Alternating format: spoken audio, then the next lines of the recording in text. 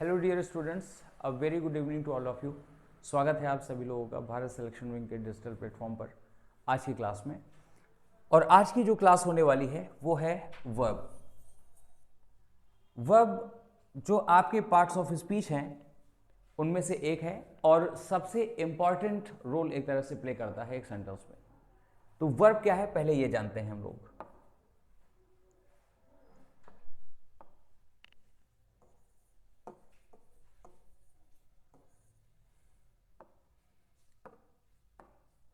तो हम इसको कह सकते हैं a verb is a word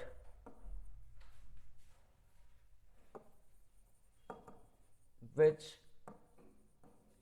denotes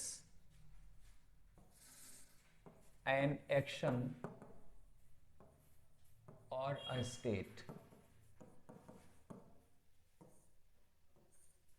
तो बता दिया गया यहां पर कि वर्ड जो आपका किसी एक्शन को या फिर किसी स्टेट को डिनोट करे ऐसा वर्ड क्या कहा जाएगा, वर्ब कहा जाएगा, है ना।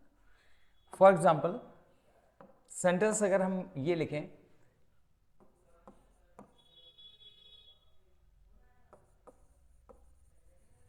He plays billiards,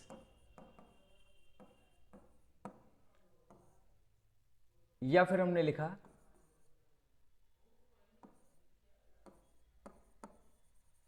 he seems tired। इन दोनों सेंटेंसेस में ही क्या है, सब्जेक्ट है, और ही इस सब्जेक्ट के द्वारा जो एक्शन परफॉर्म किया गया यानी प्ले खेलने का, या वो कैसा दिख रहा है उसकी स्टेट को बताने के लिए, ये आपकी क्या हो गई, एक स्टेटिव वर्ब हो गई। ये आपकी क्या है, एक एक्शन वर्ब है। तो या तो ये एक्शन को बताता है या तो स्टेट को बताता है। स्टेटिव वर्ब क्या होती है, जो किसी स्टेट को रेफर करती हैं, है ना, अवस्था को बताती हैं। तो वो बिलियर्ड्स खेलता है। बिलियर्ड्स खेलना क्या हो गया, खेलना हो गया एक काम, ये एक्शन हो गया। ही सीम्स टायर्ड, वो थका हुआ प्रतीत होता है। तो अगर हम ये लिखेंगे कि वो थका हुआ प्रतीत होता है, तो प्रतीत होना क्या हो गया, उसका स्टेट हो गया, उसमें वो कोई काम नहीं कर रहा है, कोई एक्शन नहीं कर रहा है ना। या हम ऐसे लिख दें, sugar is sweet, sugar is sweet. तो यहां पर हम शुगर के बारे में क्या बात कर रहे हैं कि वो स्वीट होती है ना, वो उसकी स्टेट हो गई। तो या तो ये किसी एक्शन को बताएगा और या फिर किसी स्टेट को बताएगा। तो ऐसे वर्ड्स को हम क्या कह देते हैं, वर्ब कह देते हैं, है ना। अब अगली बात आपकी जो आती है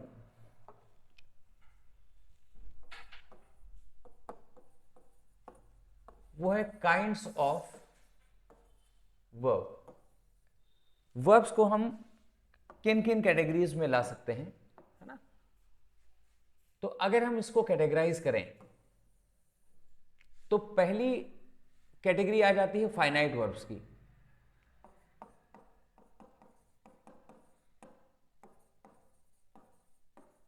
फाइनाइट वर्ब्स, और जो फाइनाइट वर्ब्स हैं इनको हम डिवाइड कर देते हैं तीन कैटेगरीज में।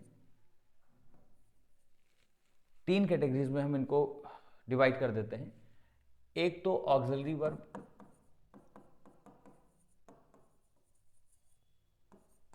एक हो गई ऑक्सिलरी वर्ब। दूसरी क्या हो जाती है, ऑक्सिलरी वर्ब को ही हम हेल्पिंग वर्ब कहते हैं, है ना। जो ऑक्सिलरी वर्ब है इसी को हम और क्या कह देते हैं, हेल्पिंग वर्ब कह देते हैं। इसके अलावा मेन वर्ब, मेन वर्ब को हम ऑर्डिनरी वर्ब भी कह देते हैं। अगर ऑर्डिनरी वर्ब कहा जाए तो इसका मतलब मेन वर्ब से ही होता है। और तीसरी क्या हो जाती है, लिंकिंग वर्ब। लिंकिंग वर्ब जो सब्जेक्ट को उसके कॉम्प्लीमेंट से लिंक करे वो क्या हो जाती है, लिंकिंग वर्ब्स हो जाती हैं। तो फाइनाइट वर्ब को, ये आपकी कैटेगरी हो गई पहली, कौन सी, फाइनाइट वर्ब की हो गई कैटेगरी। और जो फाइनाइट वर्ब हैं उनको हम डिवाइड कर सकते हैं तीन तरीके से, ऑक्सिलरी वर्ब, मेन वर्ब और लिंकिंग वर्ब, है ना। अब ये जो ऑक्सिलरी वर्ब है, अच्छा फाइनाइट वर्ब को पहले समझ लें कि फाइनाइट वर्ब एक्चुअली क्या है। अगर हम कोई सेंटेंस लिखते हैं,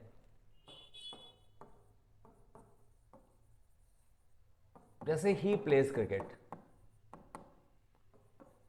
या he is playing cricket,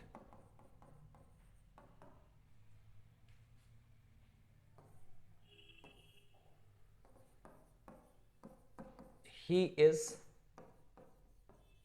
a player, ये जो आपने यहां पर लिख रखा है, तो ही प्लेज क्रिकेट, ये क्या हो गई? आपकी मेन वर्ब हो गई, ये हो गई आपकी मेन वर्ब।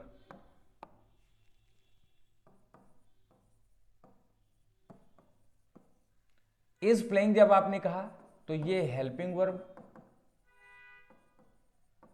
और प्लस मेन वर्ब। इज आपकी हेल्पिंग वर्ब हो गई और प्लेइंग आपकी मेन वर्ब हुई। लेकिन जब लिखा ही इज अ प्लेयर, तो ये हेल्पिंग वर्ब नहीं है, ये है आपकी लिंकिंग वर्ब, और जो लिंकिंग वर्ब होती है वो मेन वर्ब का ही काम करती है, जो कि किसी स्टेट को बता रही होती है, इसमें एक्शन नहीं होता। इज हेल्पिंग वर्ब तब है जब वो किसी दूसरी वर्ब की हेल्प कर रहा है, तब ये हेल्पिंग वर्ब है, जैसे प्लेइंग की। लेकिन जब ये अकेले ही है, तब ये सब्जेक्ट और कॉम्प्लीमेंट को जोड़ रहा होता है, फिर हम इसको लिंकिंग वर्ब कहते हैं, और इसकी इंपॉर्टेंस क्या हो जाती है? मेन वर्ब के बराबर हो जाती है। कुछ और भी वर्ब्स होती हैं, जैसे अगर ये लिखा हुआ है ही हैज अ कार, उसके पास एक कार है, तो ये आपकी क्या हो गई? ये मेन वर्ब हो गई, ये आपकी हेल्पिंग वर्ब नहीं है, ये है क्या? मेन वर्ब है। तो ही हैज अ कार। लेकिन अगर हम ये लिखते हैं कि ही हैज बॉट अ कार, उसने एक कार खरीदी है, तब फिर यहां पर ये क्या हो जाती है? हेल्पिंग वर्ब हो जाती है, और ये मेन वर्ब हो जाती है। तो ये फर्क आपको ध्यान में रखना है कि ये कब हेल्पिंग वर्ब है। अब ये अगर हम टेंस कहेंगे तो he has bought a car present perfect tense है, लेकिन अगर हम ये लिख देंगे ही हैज अ कार, उसके पास एक कार है, तो ये सिंपल प्रेजेंट है, वो परफेक्ट टेंस नहीं हुआ, इसमें कोई एक्शन कंप्लीट नहीं हो रहा है। उसके पास एक कार है मतलब वो एक कार रखता है, इसका मतलब ही ओन्स अ कार, जैसे हम लिख दें ही ओन्स अ कार, तो क्या हो जाएगा? सिंपल प्रेजेंट हो जाएगा। उसी तरह से ही हैज अ कार। तो बातें हो गई यहां पर क्या कि जो आपकी वर्ब है, फाइनाइट वर्ब है, उसको हम तीन कैटेगरीज में रख सकते हैं, ऑक्सिलरी वर्ब, मेन वर्ब और लिंकिंग वर्ब, है ना। अब ये जो हेल्पिंग वर्ब है आपकी, इसको भी हम दो कैटेगरीज में ले आते हैं।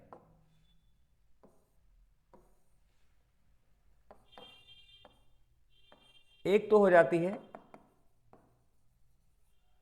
Primary auxiliary verb,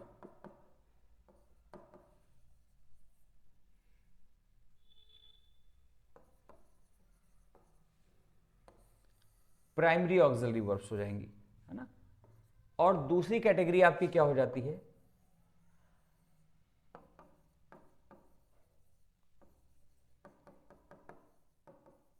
model auxiliary verbs.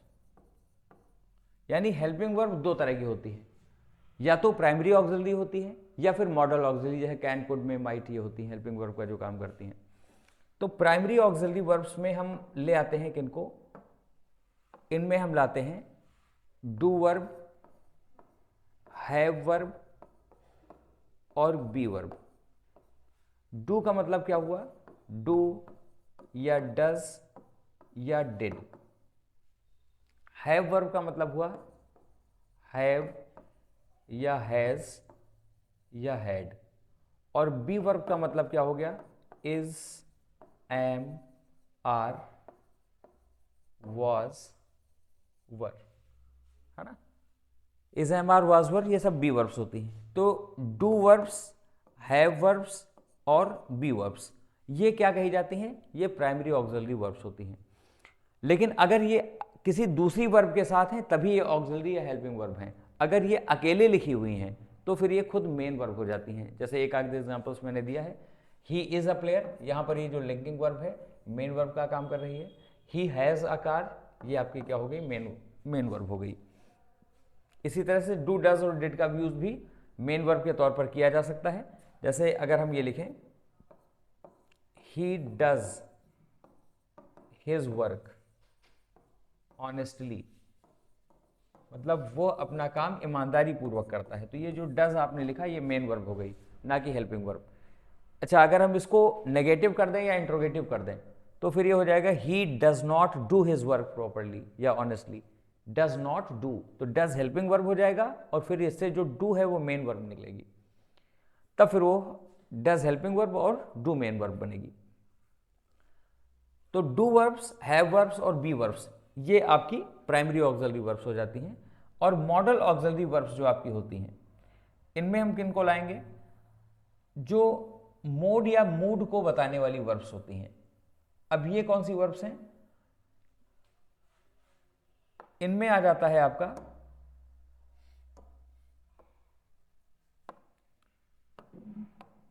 जैसे विल,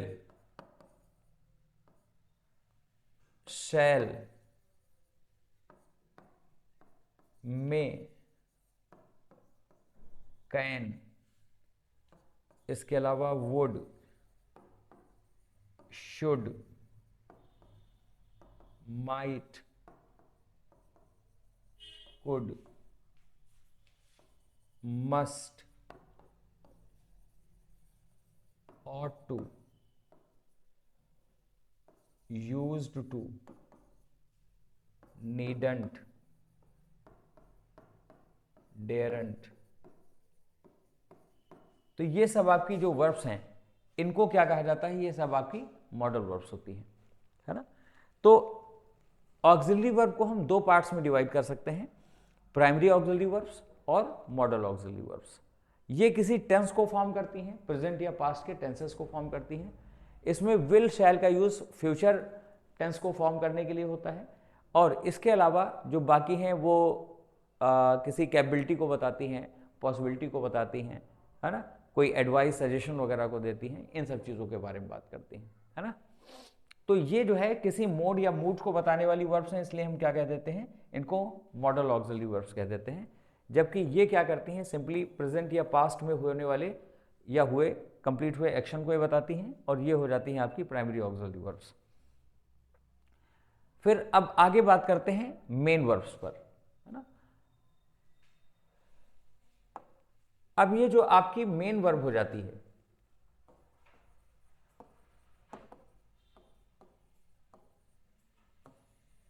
तो इसको फंक्शन के बेस पर और पैटर्न के बेस पर दो तरीके से हम कैटेगराइज कर सकते हैं, है ना।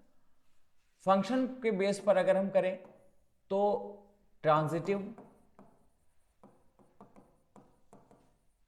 और इनट्रांजिटिव,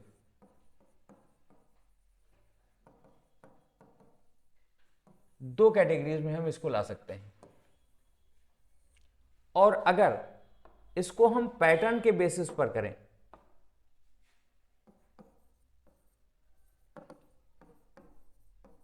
अगर हम पैटर्न के बेस पर इसको डिवाइड करें तो फिर ये दो कैटेगरीज में हो जाता है।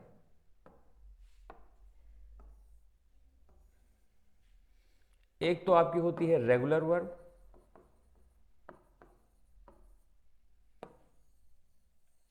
और दूसरी कैटेगरी हो जाती है इर्रेगुलर वर्ब।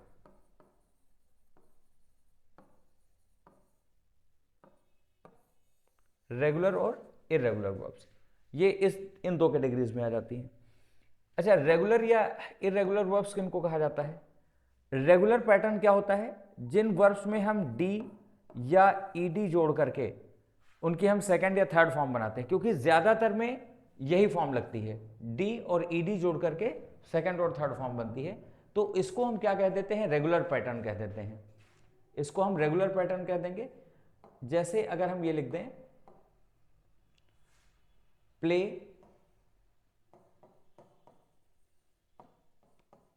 प्लेड और प्लेड, है ना। तो इस तरह से ये जो आपका पैटर्न बनेगा वो एक रेगुलर पैटर्न हुआ जा करके, रेगुलर वर्ब ऐसी वर्ब्स को कहा जाता है। इसके अलावा अगर कोई भी पैटर्न है, जैसे तीनों फॉर्म अलग हो सकती हैं। अगर आपने लिखा ड्राइव, ड्रोव और ड्रिवन, दो वर्ब्स आपकी एक जैसी हो सकती हैं सेकंड और थर्ड फॉर्म, लेकिन वो ईडी जुड़ करके या डी जुड़ करके नहीं बनी होती। जैसे बाई, बॉट और बॉट हो गया। तीनों फॉर्म एक जैसी हो सकती हैं, जैसे कट, कट और कट, तीनों फॉर्म एक जैसी होती हैं। तो ये सब आपके किस कैटेगरी में आएंगे? ये सारे के सारे आएंगे किसमें? ये इर्रेगुलर वर्ब्स में आती हैं। रेगुलर वर्ब्स वही होती हैं जो डी या ईडी जोड़ करके बनती हैं, क्योंकि सबसे ज़्यादा वर्ब्स जो है इसी पैटर्न पर बनती हैं। बाकी अगर कोई भी दूसरा पैटर्न आया है वो आपका क्या होता है? वो इर्रेगुलर वर्ब का होता है ना। तो ये बातें हो गई पैटर्न के बेस पर। ये है main verb on the basis of pattern.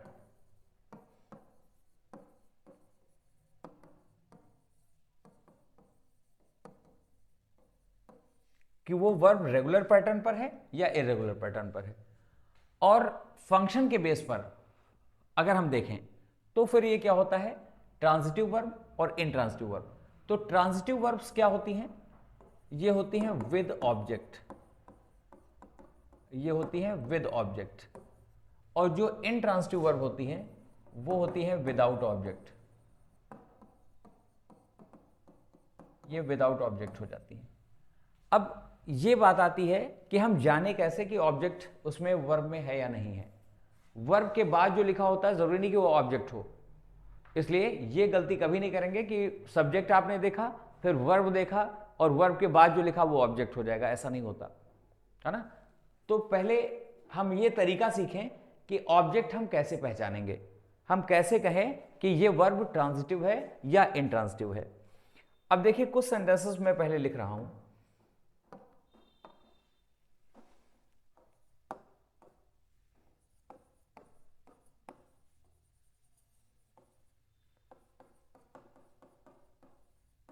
He played cricket।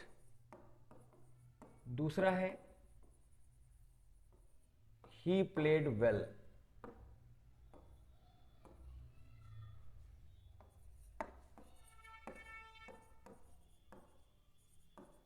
He returned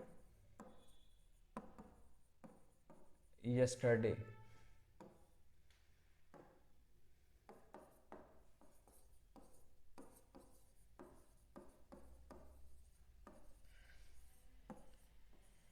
He returned my book।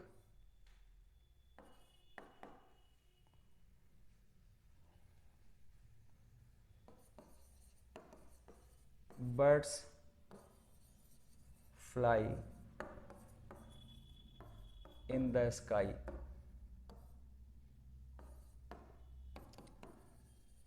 They fly kites।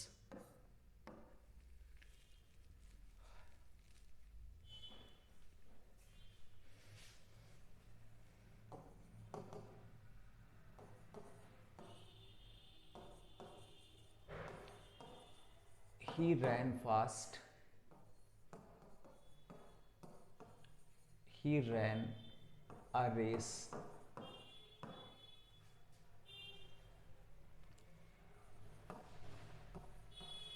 She is walking along the road।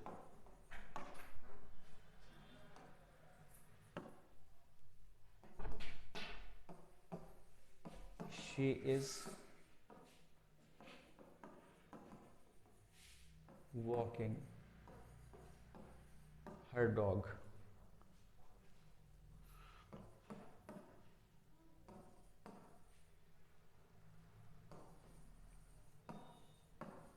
The shepherd is grazing his sheep।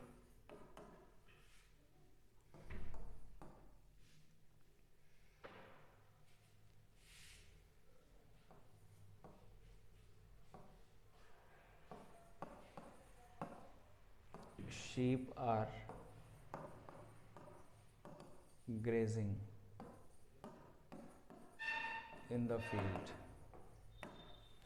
ये कुछ sentences लिखे हुए हैं और अब इनमें हम देखें कि कौन सी वर्ब्स ट्रांजिटिव हैं और कौन सी इंट्रांजिटिव हैं, है ना। इनमें हमको आइडेंटिफाई करना है कि ये जो वर्ब्स लिखी हुई हैं ये ट्रांजिटिव है या इंट्रांजिटिव है ना। अगर हेल्पिंग वर्ब लगी हुई तो इसका मतलब हमारा मेन मतलब किससे हो जाता है? इस मेन वर्ब से। मेन वर्ब के बेसिस पर ही ऑब्जेक्ट है या नहीं है वो आप चूज करेंगे, है ना।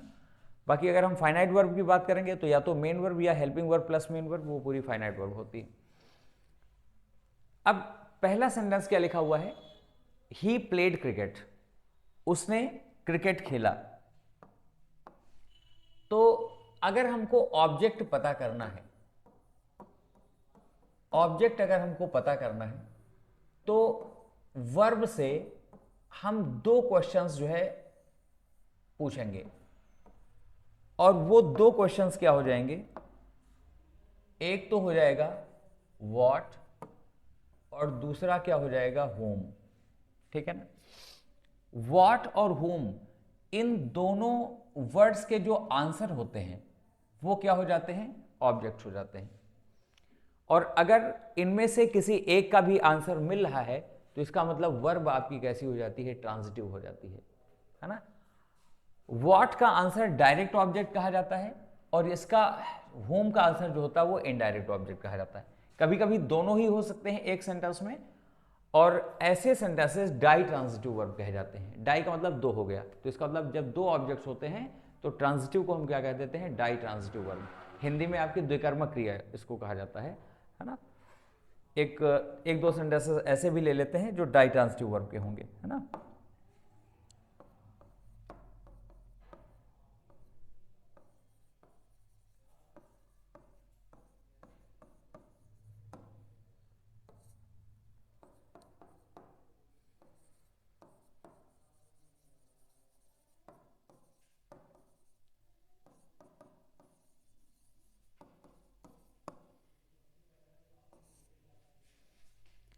अब ये सेंटेंसेस हैं, अब इनमें हम देखें कि कौन सी वर्ब ट्रांजिटिव है और कौन सी इंट्रांजिटिव है।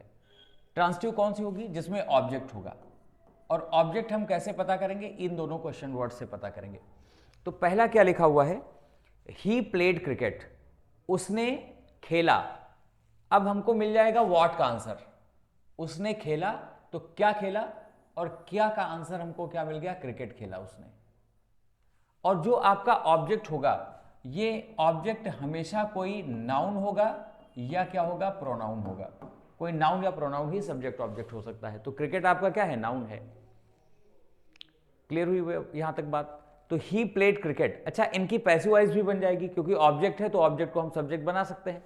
तो ही प्लेड क्रिकेट, तो cricket was played by him, ये हो जाएगा। लेकिन ही प्लेड वेल, तो well was played by him तो हो नहीं सकता, क्योंकि वेल आपका क्या होता है, एक एडवर्ब होता है। तो ये वर्ब आपकी जो पहली लिखी हुई है, ये वर्ब आपकी कैसी हो जाएगी, ट्रांजिटिव हो जाएगी। लेकिन ये जो दूसरी है वो क्या हो जाएगी, इंट्रांजिटिव हो जाएगी। हिंदी ग्रामर में क्या होता है कि अगर आपने खेलना लिखा तो खेलना वो ट्रांजिटिव वर्ब यानी सकर्मक क्रिया ही माना जाएगा, लेकिन इंग्लिश में उसका फंक्शन डिसाइड करता है कि ये ट्रांजिटिव है या इंट्रांजिटिव है। ठीक है।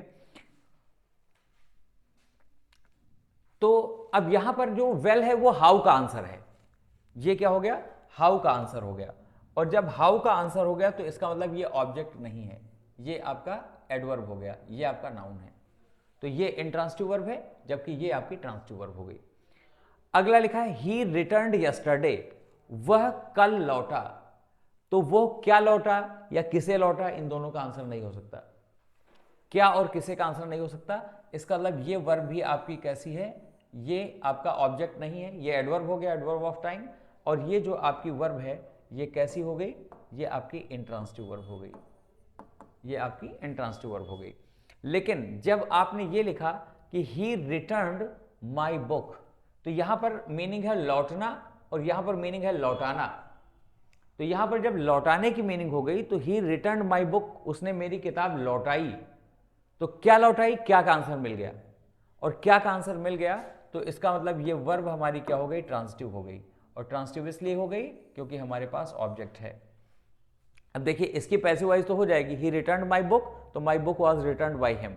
लेकिन ही रिटर्न्ड यस्टरडे, तो yesterday was returned by him नहीं लिखा जा सकता। अगला लिखा है birds fly in the sky, तो चिड़िया उड़ती हैं। अब चिड़िया क्या उड़ती हैं, इसका आंसर नहीं हो सकता। उड़ना क्या हो गई, इंट्रांजिटिव वर्ब हो गई। तो चिड़िया क्या उड़ती हैं या चिड़िया किसे उड़ती हैं, इसका आंसर नहीं मिल सकता। तो ये वर्ब हमारी कैसी हो गई, इंट्रांजिटिव हो गई। क्यों इंट्रांजिटिव हो गई, क्योंकि हमको व्हाट या होम में से किसी का भी आंसर नहीं मिल रहा है। ये जो है ये वेयर का आंसर है। चिड़िया कहाँ उड़ती हैं? आसमान में उड़ती हैं। ये है वेयर का आंसर। तो एक एडवर्ब फ्रेज हो गई जो कि प्लेस को बता रही है। लेकिन अगर हम अगला सेंटेंस देखें तो अगला सेंटेंस है, इसमें क्या लिखा है? दे फ्लाई काइट्स, मतलब वे पतंगे उड़ाते हैं। तो क्या उड़ाते हैं? यहां पर मीनिंग था उड़ना। तो चिड़िया क्या उड़ती हैं? कोई चीज नहीं उड़ा जाता, लेकिन वे क्या उड़ाते हैं? तो पतंगे उड़ाते हैं वो, है ना। तो यहां पर जो आपने काइट्स लिख दिया तो ये इसका क्या हो गया? ऑब्जेक्ट हो गया। और जब ये ऑब्जेक्ट हो गया तो इसका मतलब ये वर्ब हमारी कैसी कही जाएगी? ये ट्रांसिटिव वर्ब कही जाएगी। अब इसकी पैसिव वॉइस हो जाएगी कि दे फ्लाई काइट्स, तो kites are flown by them. लेकिन birds fly in the sky, तो इसकी पैसिव वॉइस पॉसिबल नहीं, है ना। फिर उसके बाद अगले सेंटेंस पर आ जाएं, और अगला सेंटेंस आपका लिखा हुआ है ही रैन फास्ट, मतलब वह तेज दौड़ा। तो वह दौड़ा, अब कोई चीज तो दौड़ा नहीं जा सकता, तो ये वर्ब आपकी कैसी हो जाएगी? इंट्रांसिटिव, है ना, क्योंकि ये कैसे का उत्तर है, ये आपका एक एडवर्ब हो गया। तो जब ये एडवर्ब हो गया, एडवर्ब ऑफ मैनर, ढंग को जो बता रहा है, मैनर को बता रहा है, तो ये वर्ब आपकी इंट्रांसिटिव हो गई। लेकिन जब ये लिखा गया कि ही रैन अ रेस, तो वह दौड़ा, और क्या दौड़ा? एक रेस दौड़ा, तब ये वर्ब आपकी कैसी हो गई? ट्रांसिटिव हो गई। देखिए इसकी पैसिव वॉइस हो जाएगी कि a race was run by him, एक रेस उसके द्वारा दौड़ी गई। लेकिन fast was run by him तो कह नहीं सकते, क्योंकि फास्ट आपका एक एडवर्ब है यहां पर, ना कि नाउन प्रोनाउन है नहीं। उसके बाद फिर she is walking along the road, वह चल रही है, और कहां पर चल रही है? अलोंग द रोड, यानी रोड के किनारे किनारे चल रही है। तो कोई चीज तो चला नहीं जाता कि वो क्या चल रही है ना, या वो क्या टहल रही है। तो ये वर्ब आपकी कैसी हो जाएगी? ये इंट्रांसिटिव वर्ब हो जाएगी। वॉकिंग जो है यहां पर इंट्रांसिटिव वर्ब है। और क्यों इंट्रांसिटिव वर्ब है? क्योंकि आगे जो लिखा हुआ है अलोंग द रोड, ये एक आपकी एडवर्ब फ्रेज हो गई, है ना। कोई नाउन या नाउन फ्रेज आपका हमेशा ऑब्जेक्ट बनता है। तो ये क्या या किसे का उत्तर नहीं दे पा रहा है सेंटेंस, मतलब वह टहल रही है, और वो क्या टहल रही? कोई चीज तो टहला नहीं जाता। तो फिर ये क्या हो जाएगा कि she is walking along the road, ये आपकी इंट्रांसिटिव वर्ब हो गई, है ना। ये ऐसी वर्ब्स मैंने लिखी हैं जो ट्रांसिटिव और इंट्रांसिटिव दोनों तरीके से यूज होती हैं। कुछ ऐसी वर्ब्स होती हैं जो हमेशा ही इंट्रांसिटिव होती है, जैसे स्लीप, सोना। तो स्लीप जो है हमेशा ही इंट्रांसिटिव रहेगी, कभी भी ट्रांसिटिव नहीं हो सकती, है ना। जैसे गो लिखा हुआ है, जाना, तो गो हमेशा इंट्रांसिटिव वर्ब होगी, इसके बाद आप सीधे ऑब्जेक्ट नहीं लिख सकते। जैसे ही गोज स्कूल नहीं कहा जा सकता, ही गोज टू स्कूल कहा जाता है। इस पर एक अलग से हम टॉपिक लेंगे कि ये ऑब्जेक्ट क्यों नहीं है ना, इनको समझाने के लिए। तो she is walking her dog. अब यहां पर वॉक का मतलब टहलाना है। वॉक के दो मतलब होते हैं, एक तो टहलना होता है और दूसरा टहलाना भी होता है। तो अगर ये लिखा गया she is walking her dog, तो वो किसे टहला रही है? अपने डॉग को टहला रही है। तो ये वर्ब आपकी कैसी हो जाएगी? ये ट्रांसिटिव वर्ब हो जाएगी, है ना।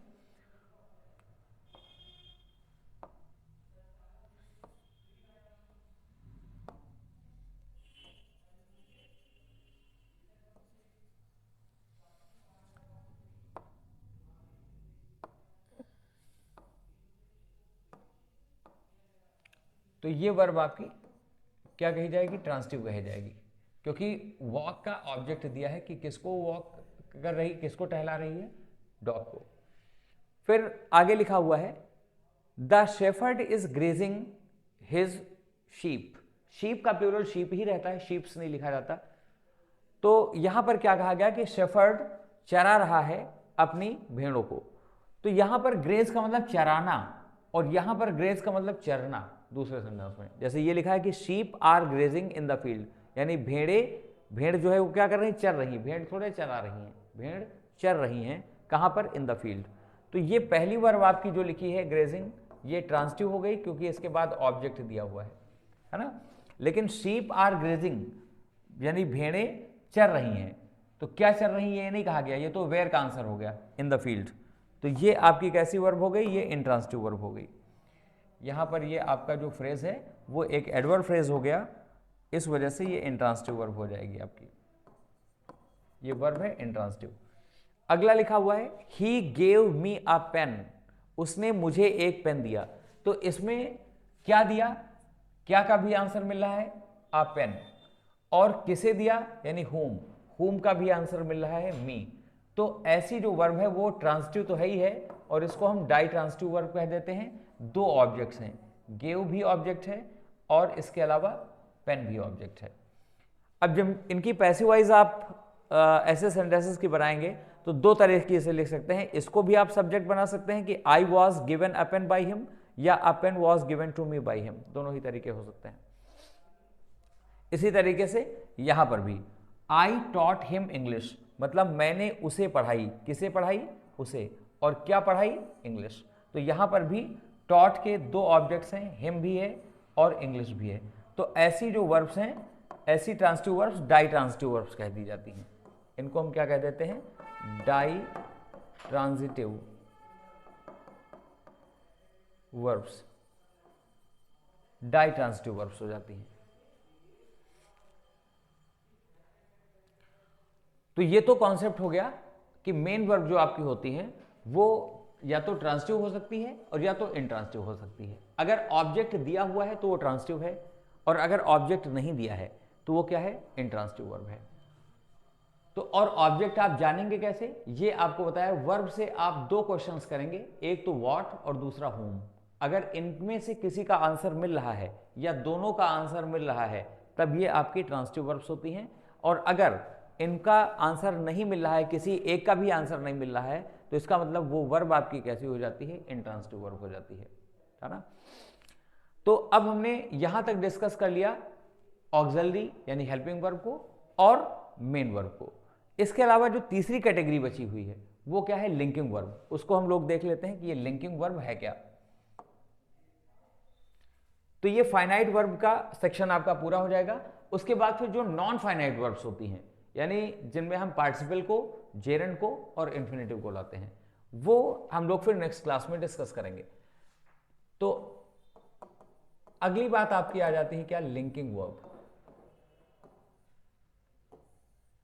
ये लिंकिंग वर्ब्स क्या हैं, जो सब्जेक्ट को उसके कॉम्प्लीमेंट से लिंक करें। और इसमें हम लिंकिंग वर्ब में ले आते हैं बी वर्ब्स। बी वर्ब्स कहने का मतलब क्या है, बी वर्ब्स में आपके आ जाएंगे इज, एम, आर, वॉज और वर। ये बी वर्ब्स हो जाती है, इज, एम, आर, वॉज, वर। इसके अलावा सीम और अपीयर। सीम का मतलब भी प्रतीत होना और अपीयर का मतलब भी प्रतीत होना। तो सीम और अपीयर, है ना। अच्छा, इन दोनों में थोड़ा सा फर्क भी होता है। अपीयर का मतलब क्या है, ये अपीयरेंस को एक तरह से दिखाता है। तो अपीयर हम सामने वाली चीज़ों के लिए हम जनरली यूज़ करते हैं। जैसे अगर कोई पर्सन आपको दिख रहा है और मतलब वो लग रहा है कि वो इंडिया का नहीं है, तो आपने क्या कह दिया, he appears to be a foreigner, या ही अपीयर्स अ फॉरेनर, है ना। तो he appears to be a foreigner आपने कह दिया, तो इसका मतलब क्या है कि उसकी अपीयरेंस को देख करके आप कह रहे हैं कि वो कैसा प्रतीत हो रहा है, फॉरेनर प्रतीत हो रहा है। सीम का मतलब मेंटल इंट्यूशन से जनरली होता है। जैसे आपने फ़ोन पर किसी की बात को सुना और वो थका थका हुआ सा बात कर रहा है, तो आप ये नहीं कहेंगे he appears to be tired, बल्कि he seems to be tired, है ना। तो सीम जो है वो मेंटल इंट्यूशंस की तरफ इशारा करता है। अपीयर मतलब सीधे जिस चीज़ को आप देख करके कहते हैं तो उसके बारे में बात करता है। तो सीम अपीयर भी आपकी किस में आती हैं, लिंकिंग वर्ब में आती हैं। अब इसके कुछ सेंटेंसेस को देख लें कि किस टाइप में इनका यूज़ किया जाता है।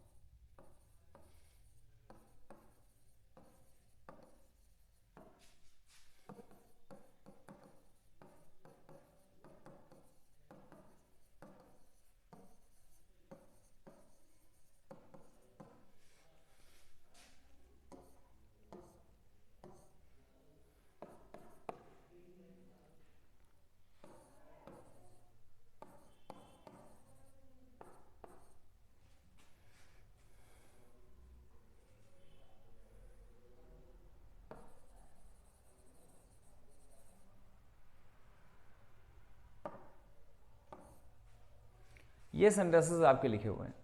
पहला लिखा हुआ है कि ही इज रिच।